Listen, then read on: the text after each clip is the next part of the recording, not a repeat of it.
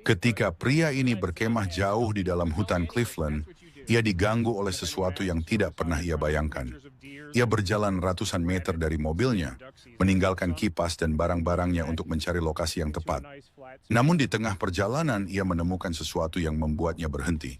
Sebuah tenda, sobek, terbalik, dan seperti telah ditinggalkan dalam keadaan panik. Ia merasa ada yang tidak beres. Tidak ada alasan bagi seseorang meninggalkan tenda seperti itu, kecuali mereka melarikan diri dari sesuatu. Namun karena area itu jelas pernah dipakai berkemah sebelumnya, ia akhirnya memutuskan untuk mendirikan tendanya di sana. Saat matahari perlahan tenggelam di balik pepohonan, Sam melihat beberapa orang berjalan di kejauhan, hanya beberapa puluh meter dari tendanya. Sekejap, sebuah firasat buruk menusuk dadanya. Perasaan bahaya yang muncul begitu saja, insting alami seorang camper berpengalaman. Namun pada akhirnya, ia memilih melawan firasat itu.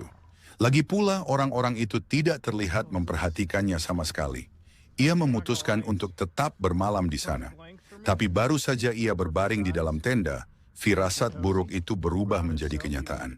Suara langkah mulai muncul tepat di luar tendanya. Bukan satu, tapi beberapa.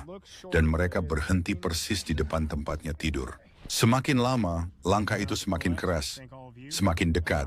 Ia mencoba memanggil, berharap ada jawaban, tapi tidak ada yang merespons.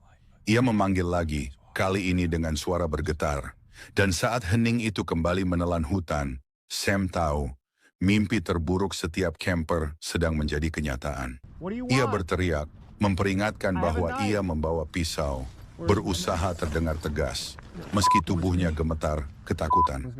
Lalu tiba-tiba, tenda itu diguncang keras, sebelum akhirnya roboh menimpanya. Dengan napas kacau, ia merangkak keluar. Dan di sanalah mereka berdiri, di depan matanya hanya beberapa meter darinya. Diam, tidak bergerak, tidak berbicara, paniknya memuncak. Saat itu juga, ia tahu satu hal, ia harus mengakhiri kemahnya malam itu. Kalau ia masih ingin pulang hidup-hidup.